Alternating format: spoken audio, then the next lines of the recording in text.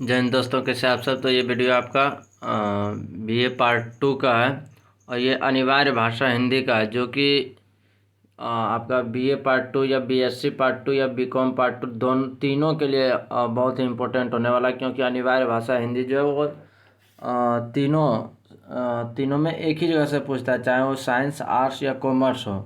तो ये part two के पॉइंट ऑफ व्यू से बहुत ही इम्पोर्टेंट क्वेश्चन है। तो चलिए देखते हैं, आज का जो वीडियो है इसी के ऊपर है, अनिवार्य भाषा हिंदी के ऊपर। तो चलिए, आज का जो आपका पहला प्रश्न हुआ है, महात्मा गांधी की कौन सी रचना आपके पाठ्यक्रम में शामिल है। तो अंग्रेजी मोह से बड़ी मूर्खता कोई नहीं। तो महात्मा गांधी की कौन सी रचना आपके पाठ्यक्रम में शामिल है, तो पाठ्यक्रम का क्या नाम है, अंग्रेजी मोह से बड़ी मूर्खता कोई नहीं। करोड़ों लोगों को अंग्रेजी की शिक्षा देना उन्हें गुलामी में डालने जैसा है, यह कथन किसका है। तो महात्मा गांधी का। यह कथन किसका है कि करोड़ों लोगों को अंग्रेजी की शिक्षा देना उन्हें गुलामी में डालने जैसा है, यानी कि अंग्रेजी शिक्षा देना का मतलब हो गया कि उसे गुलामी में डालना। तो यह कथन किसका है, तो महात्मा गांधी का।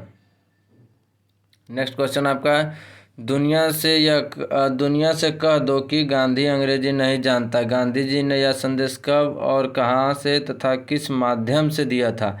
इसमें देखिए 3 प्रश्न है कि दुनिया से कह दो कि गांधी अंग्रेजी नहीं जानता है। तो गांधी जी ने यह संदेश कब, कहाँ तथा किस माध्यम से दिया था। तो 15 अगस्त 1947 में लंदन से बीबीसी के माध्यम से दिया था। तो बीबीसी लंदन से दिया था। 15 अगस्त 1947 को बीबीसी लंदन से दिया था। अंग्रेजी की अपेक्षा हिंदी सीखना बहुत ही सरल है, यह कथन किसका है। तो महात्मा गांधी। अंग्रेजी की अपेक्षा हिंदी सीखना बहुत ही सरल है, यह कथन किसका है। तो महात्मा गांधी का। मातृभाषा का अनादर माँ के अनादर के बराबर है, यह कथन किसका है। महात्मा गांधी। मातृभाषा का अनादर माँ के अनादर के बराबर है, यह कथन किसका है। तो महात्मा गांधी। अंग्रेजी के लिए लंगड़ी शब्द का प्रयोग किसने किया। तो महात्मा गांधी।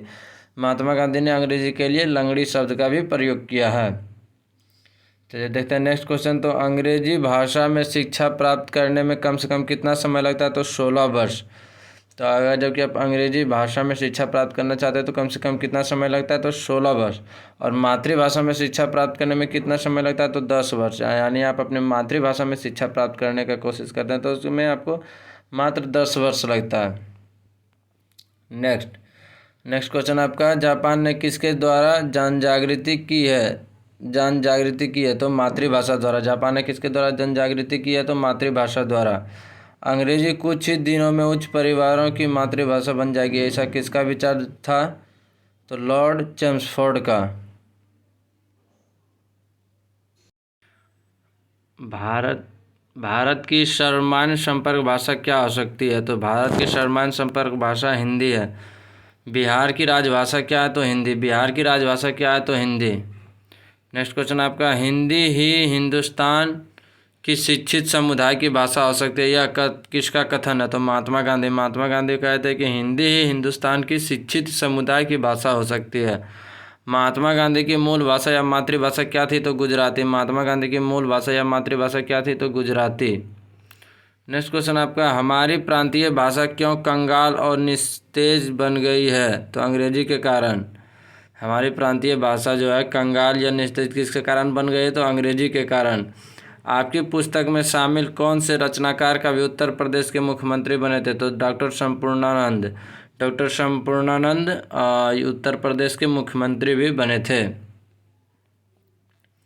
डॉक्टर संपूर्णानंद का जन्म कब और कहाँ हुआ था। तो चलिए आइए कुछ हम संपूर्णानंद के बारे में भी जान लें, क्योंकि क्वेश्चन पूछने की संभावना यहाँ से भी बनती है। तो वह 1819 ईस्वी में वाराणसी उत्तर प्रदेश। तो डॉक्टर संपूर्णानंद का जन्म कब और कहाँ हुई थी। तो 1819 ईस्वी में वाराणसी में, जो कि उत्तर प्रदेश में पड़ता है। तो राष्ट्रभाषा प्रचार एक राष्ट्रीय कार्यक्रम है, यह किसका कथन है। तो काका कालेलकर। राष्ट्रभाषा प्रचार एक राष्ट्रीय कार्यक्रम है, यह किसका कथन है। तो काका कालेलकर का। नेक्स्ट क्वेश्चन आपका, निबंधकार ने किस पर्वत को पितामह कहा है। तो निबंधकार ने हिमालय पर्वत को पितामह कहा है। कौन महासागर हमारी रक्षा करता है। तो हिंद महासागर। कौन महासागर हमारी रक्षा करता है। तो हिंद महासागर हमारी रक्षा करता है।